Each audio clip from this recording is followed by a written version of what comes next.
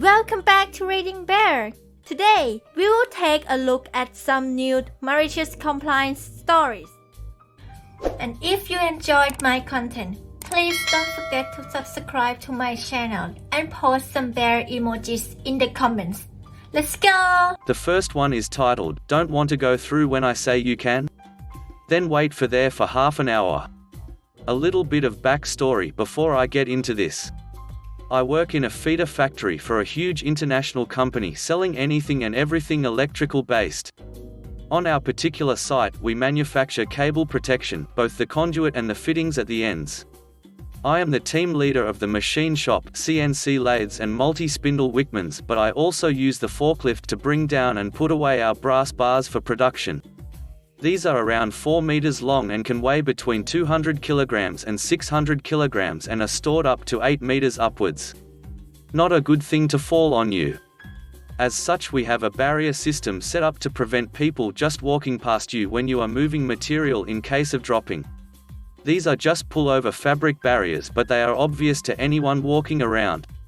We have a massive emphasis on health and safety and have yearly events that get everyone together to go over specific topics that corporate think we should look at and learn. Now, into today's events. This week we have been covering site rules surrounding forklift traffic as well as falling objects on rack, etc.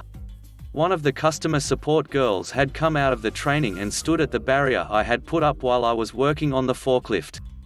As always, I waited until I had cleared my forks and no threat was present, then I honked the horn and gave her the thumbs up to go under the barrier.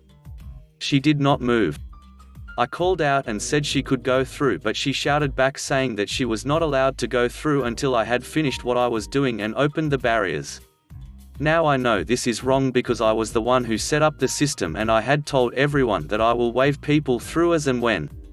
This woman would have none of it. So, of course, I had to carry on with my job.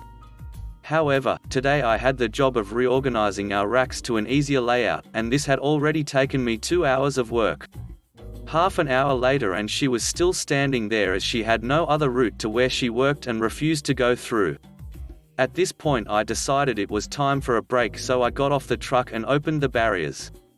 I had never seen anyone rush off so fast back to their jobs. Later on I had heard she got a good telling off from her supervisor about being missing for half an hour and was told she had to revisit the rules I set out. The next one is titled, "I'll make the quesadillas exactly as ordered, but you pay the dry cleaners."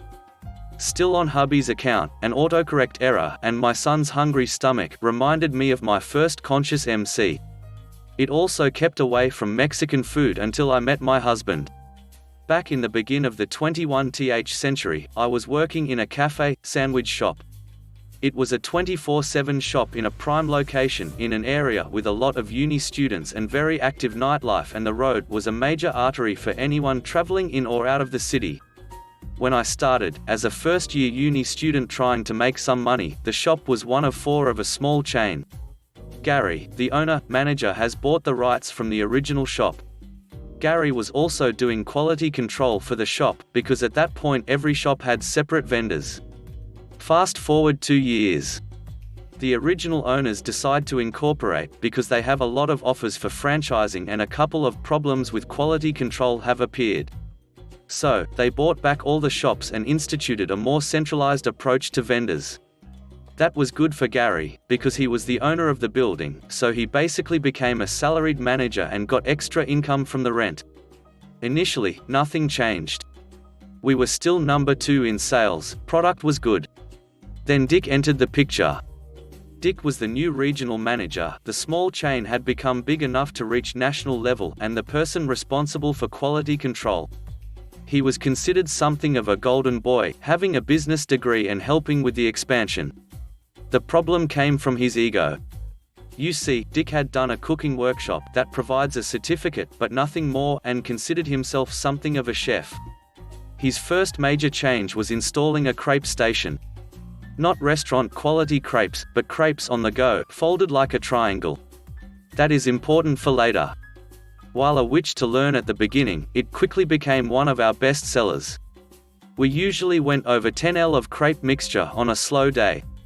Having success with his first change, Dick decided to apply his chef training and implement some new things. At that point in time, Mexican cuisine was becoming popular in my country, due mostly to cooking shows. Dick decides to ride the trend and starts putting Mexican options on the menu. In reality, that meant 2 more set sandwiches and crepes, the ones on the board, and a few more customization options for sandwiches and crepes. And here begins the problem. As I said, Mexican cuisine was quite the new thing. Our country's cuisine is way different than the Mexican, especially on the spice level. A lot of the produce used for Mexican food was either rare or non-existent. But Dick was adamant it was another win for him, found a vendor. And the quality started to fail. We started to receive buckets of pre-made chili and queso and jars of picked jalapenos and pre-made guacamole and pico de gallo dips. Also, blocks of white cheese labeled queso blanco. The queso was an orange paste with some red bits in it. According to hubby, under a bad light it could pass for bad queso, and they left a very plastic taste. It reminded of clay. One taste of that kept me away from Mexican food for a while. The jalapenos weren't jalapenos. They were pickled Thai green chilies, labeled as jalapenos, meaning they were way hotter than expected. I've never tasted the rest, but some adventurous customers that tried them weren't impressed. The only new thing that kind of sold was a plate of nachos. Basically because it was Doritos covered in queso, when it was heated, it became an orange liquid, a lot of bacon and a lot of sausage. We have complained about the quality to Gary, but he couldn't do anything anymore, and Dick doesn't backs down. Dick is a bit upset from the low sales. He blames us, you're not pushing them enough, and the customers, those barbarians, couldn't recognize a filet mignon from a shank, but he sticks to his guns. And then brings corporate to the shop. Dick comes in with 4 people from HQ, 2 of them are the owners. They sit and Dick comes and place an order of 5 quesadillas. It's a self-service shop. I ask how he wants them. Exactly as it says on the board and prepared exactly as I told you, he replies. Okay sir. I will call you when they're ready, I replied smiling. Now Dick, in all his chefy wisdom, has given us very specific instructions for the quesadillas. First, to take out of the way, it wasn't a proper quesadilla, it was a crepe. The instructions were, reheat the chili, start the crepe, place 1.5 ladles of reheated queso, add 1 ladle of the chili, add a tablespoon of chopped jalapenos, 1 tablespoon of queso blanco, half a tablespoon of guacamole and fold. Doing that produced a liquid mess, which tried really hard to escape from a thin crepe. We usually reheated the queso only for nachos. Especially in a crepe, we put it cold and let it reheat with the plate's heat to avoid the aforementioned mess. Cue malicious compliance. Me and the other girl working, make 5 quesadillas, exactly as instructed. I took the order to the table, it was corporate after all, and waited for the results. 5 people, wearing white shirts and suits, bite into the quesadillas. The quesadillas almost simultaneously explode, raining melted cheese and red chili on them. Some of them have bitten a jalapeno, and the heat is hitting them hard. A few choice words were heard. We brought them 2 bottles of water for the heat and 2 full packs of napkins to clean what they could. Let's say the new menu wasn't a blast with HQ. After they left, Dick came back. He was beyond angry. He approached the bench, bypassing the line, it was during one of our rush hours, and made a scene. The following dialogue is a bit censored. You stupid witch. You made me look bad because you don't like Mexican food. You can't even follow basic instructions. The cleaning of your mess will be deducted from your pay, and some other more offensive stuff. I was standing there dumbfounded, along with a long line of customers hearing his outburst. And then Gary intervened. Shut the duck up. What the duck did you say? Dick replied. I said shut the duck up. The girls followed your instructions to the letter. Don't try to blame them for your mistake. Or make them pay for your dry cleaning. Dick, I can do what the duck I want. And when I'm finished with them, maybe I'll find another manager for this shop. Gary, I would love to see you try. Dick, oh, I will. I will, and he stormed out. Fallout. Immediately Gary called HQ and notified about what happened. He also gave an ultimatum. If something happened to his staff, the company would need to find a new location. 3 days later, we were notified that Dick was fired. While his outburst was the main reason, one of the owners having a really bad reaction to the jalapenos. A week later, the Mexican menu was removed. During that part, they found out that Dick had used the cheapest vendor for the new menu. The vendor had a reputation for shady practices, which partly explained the weird products. I stayed there until I finished uni and got a job in my field. The Mexican menu made a huge comeback 2 years before I left. This time, HQ had hired a proper chef to consult and find vendors. Now the ingredients are as authentic as possible and pico and guac are made daily in-house. They also have good queso now, although it took me a long time to try it. And no pre-packaged, pre-made chili. In fact, no chili at all. My repulsion to Mexican food ended when my husband took me to a proper Mexican restaurant and finally tested a proper Mexican meal. Edit, when I say chili, I mean chili con carne. Although, with some of the knowledge I have now, I would characterize it as a bad sloppy Joe meat mix with delusions of grandeur. The next one is titled, Sure I'll Text When I'm Here. 20 years ago my brother lived by himself about an hour away from where my mum and I lived. I'm much younger than my bro, so was still a child while he was a late teen. We lived in a rural area, while my bro was in the nearest city. Whenever my mum had need to go into the city, she would pick him up and they'd just spend time together. He had a really bad habit on these occasions, to wait until she was already there and then get out of bed, shower, get dressed and then meet her outside for them to go do whatever they were doing that day, either errands or shopping etc.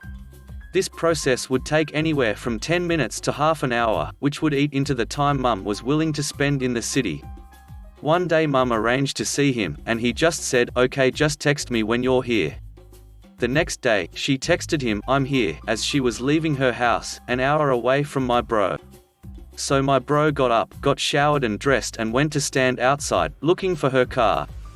After waiting for about 15 minutes or so, he finally rang her to find out where she was parked. "Mum, parked? I'm not parked anywhere. I'm still driving." "Bro, but you texted me you're here." "Mum, I am here." "You're there." "I will be there in about 15 minutes. Are you ready?" "Bro, yes, I've been ready for 15 minutes and waiting outside for you." "Mum, oh good. I won't have to wait this time. See you in a moment." On that occasion Mum was able to get on with her day immediately. In the future, my bro did end up being dressed in time for Mum getting there, but he is still perpetually and habitually late to this day 20 years later. We still talk about this text every time bro is late though. The next one is titled, Combo Meals. So I work at an undisclosed popular drive-in restaurant that shares a name with a certain Speedy Hedgehog. At our location, Mountain Town number 5490, your order taker rings up everything individually, then hits a Find Combos button that automatically places your food into combos and saves you money. As I'm sure anyone that has ever worked fast food can tell you, customers suck sometimes. On multiple occasions, I have had to explain to customers that even though they did not specifically ask for a combo, they are receiving one anyway because it saves them money, only about $1.08 US per meal, but money is money. After I tell them it saves them money, their entire attitude changes and they're now satisfied with their order. However, when the customer is being particularly difficult, then raises a stink about not asking for a combo, I just combo the order. Gives me some small satisfaction doing exactly what they ask me to. By the way, all my managers think it's hilarious and are now adopting this method of dealing with problem people. I love my crew. The next one is titled, Well, if that's how you want it, I'll let you do it. So for backstory, a department manager position was posted at my work but required something I didn't know anything about. I informed my store manager I was interested but knew I may not get it due to the one requirement, and yeah, I didn't. Since it was the only real requirement, I let it go. Basically someone got the job from outside the company, since other than that one task I would have been the best person for the job. Again, I let it go. Wasn't really the department I wanted, it was just a better title. This person, let's call him Jack, Well, Jack was okay at first during training but soon became the employee that even now we use his name when someone does something wrong. Basically we were trying to clean up his messes. Even having to change tags that he did wrong. Again, even to this day we are changing his tags, and this was years ago. All tags have the employees' numbers of who printed them on them, so we know, so you understand what kind of person this person is. The only thing he was actually good at was the one and only thing he got the job because of. So here is the malicious compliance story. Basically, like I said, I was always cleaning messes up for him. In this case I mean it literally. I close with him a lot and it's retail, so we need to clean up and face our departments each night. Every time he closed he would just clean the one section he knew really well and left the rest of his department a mess and then would leave. Me being the helpful type seen this and without thinking just cleaned his department too, thinking it happened after he left. Oh yeah, did I mention he left early? I usually had to stay a little late but it needed to be done. After a while I wondered why he was getting away with this, so I asked the closing manager on duty. He said he didn't know since he had the front to close and had no complaints from the morning managers about any messes. Yeah, because I was cleaning it. He said he would watch for it and asked if I would let him know if it happened again. Yep, it happened again. So I let him know and he said go ahead, talk to Jack before he leaves and ask him to finish. Mind you, I am not a manager yet and have no authority to stop him from leaving, but the other manager had to count and close the registers and it didn't matter since they were both managers. So I went asked Jack and he said it was fine since he worked the next day, he would take care of it then and not to worry about it, and he was kind of rude. I thought to myself, that would be stupid of him to do. Didn't he know the store manager comes in almost 2 hours before we open, let alone before he would show up? But I got a big grin and said, okay. Here is the malicious compliance. I informed the front manager what I was told and that I was told to not worry about it.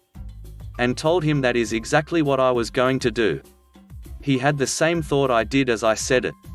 He replied with a big grin also, yep. Then I wouldn't worry about it either. So we stopped worrying about it, and if we found another employee cleaning his area we told them that he said not to worry about it, he will clean it, and each employee we said that to got a big grin and went back to their department. Remember, Jack was not really liked and made messes we all had to clean up to this day, except not this time. His department was left a mess each night he closed. 2 weeks later, I was lucky to be on shift and walk past my store manager and another store's manager talking. They were talking about Jack, talking about how he used to be good at cleaning the department each night and not sure what happened as it's been a mess for several weeks and they had to clean it up each morning. I couldn't help, I laughed out loud. Both turned to look at me. That's when I told them that I was the one who was cleaning his department till he told me not to worry about it and he was leaving early. Then at the same time they looked at each other with that "oh, that makes sense" light bulb look. I told them everything, including some of the messes we are still fixing. Some of which they knew and was only keeping him because his department was staying clean and that one task he was hired for was getting done, but when he stopped cleaning his department, well, I can bet you understand what they were talking about. Well, long story short, I don't know exactly what swayed the vote, but he was fired and we all had to learn new codes for all the secure areas of the store, and we don't usually change them. So I'm guessing something happened. Anyway, I was given his department to manage and they taught another employee who knew something about the task to do the task. Edit, don't ask why they didn't teach me that task or why I wasn't the one to learn about it. It's literally something like apple and oranges. It's not something I could learn because I knew too much about something else. Complete opposites. The next one is titled, I want to see my face in that floor. Used to work for a retail cleaning company. Around 70% of the managers we undertook work for were nice people, however 30% were totally demanding, ridiculous pastiches of how to fail in life and maroon yourself in a dead-end job and torture your personality to resemble a despotic control freak with a tendency to patronize and denigrate anyone who works for you. So we were just finishing up laying the hard protective coating, screed, over the concrete floor in this massive retail outlet which sells sports equipment in the UK, which sponsors a large northeastern football club. The manager comes in and says, "Are you finished?" We said, "Almost, we have to polish this section now. It's 1 AM and I want to go home." It should take around 90 minutes to polish and then 3 hours to harden so you can walk on it again, then another 12 hours to go off completely. Sigh. Fine. Show me when you're done. He marches off all fed up and angry. We finish up polishing, and it's come up good and we don't need to lay another coat. We call him over. I can't see my face in it. It's not supposed to be that shiny. If we polish it that high, it's dangerous for people to walk on. I want to see my face in it. We polished the ever-loving ducat out of that floor, a good hour more than we needed to. It was incredibly slippy, almost everywhere except for a corridor that we left so we could walk on and off the surface without slipping while we gathered our tools. He was up on the balcony and said, "Good job." We got the payment invoice and we headed home, and I saw him stack it out of the corner of my eye and fall flat on his ass. The last one is titled, "You Said You Were the Boss of the Project." So this story happened around 2003 or 2004. I was in the military working for a new boss who was afraid to look incompetent. I understand his position, but the equipment we were working on isn't used anywhere else in the world, so there's no reason he should have been self-conscious about it. Literally, everybody posted into this job is starting from ignorance of the kit in question. For your knowledge, we are technicians. Our job is fixing electronics and performing third-line maintenance, board level, replacing components on equipment. The equipment we were working on is 1.5 metric ton cameras used to acquire telemetry information from our aircraft on bombing ranges. They're really, really old though. Like, they were installed in the late 60s. Due to this, we needed to start trialing a new system, so the government opened up contracts and a bid was won. We were finally going to get upgrades. At this point, I was an expert on the systems. Our boss went on a leadership course required when you reach his rank, and he dumped everything he had on his plate onto the lap of his second-in-command, who was understandably frustrated. I offered to take on the biggest project so there would be less to do, and because I wanted to show I had the skills. He agreed. So, I contacted all of the necessary people, P-Med, supply, engineers, and transport, in order to orchestrate the removal and disposal of these cameras. After 2 weeks of careful planning and research, we were ready to go. The 2IC grinned at me on the day of the move and says, "Grab the white hat. This is your project, you're in charge here." Beaming with pride, I grabbed the site supervisor hard hat, throw it on and start the ball rolling. Everything is going well and according to plan. The dome housing the camera has been cut off and the truck with a crane arm, HIAB, capable of lifting up to a metric ton is on site. I am about to go dismantle the camera. They are capable of being split into 3 pieces, all weighing under a ton each, when my boss gets out to the range. It's his first day back at work after his course, qualifying him to be a leader for his troops. Instead of asking for a brief as to what's happening or just letting it play out, he decides to puff out his chest and display his newfound levels of authority and command. Loudly, in front of everybody, he says, "Why the duck are you wearing a white hat? You aren't the MC place." Turning red with embarrassment, and not having much of a spine back then, I capitulate and apologize, attempting to stammer out that I was assigned this task. He cuts me off, "Whatever. Take it off and get back to work." He exchanges hard hats with me, and I'm wearing my yellow worker hat now, he's wearing the white site supervisor hat. Smugly content, he turns to me and says, "Carry on. Here's the malicious compliance bit. I'm the one who did all of the work. I know exactly what needs to be done next. As the person with all of the information, the reason I was supervising it should be obvious. So I decided it was time for some malicious compliance." Did he want to embarrass me in front of everybody? Turnabout is fair play, my friend. I nodded and said, "No problem, boss. What do you want me to do?" He said, "Keep removing the camera." I'd love to. How do I do that? My vapid response came back, "As you are the site supervisor, I'm awaiting your instructions on how to proceed. What exactly would you like me to do next, boss?" He turned to beet red as he realized this means he would have to publicly state that he, in effect, chewed me out for supervising the project I put together as I should have been doing. He swore at me a bit and waved his hand saying, "Just finish the job," turning redder by the minute as higher-ranking people caught on to what had just happened, so they started clustering around him asking pointed questions about the project and process. The absolute glee I felt when the range chief asked him where we were bringing the cameras and the look on his face as he realized he was going to have to call over to me to answer the questions was priceless. But not as priceless as the malicious gleam I caught in the chief's eye when he turned to me. It said, "I understand. I've got your back. Thanks for listening."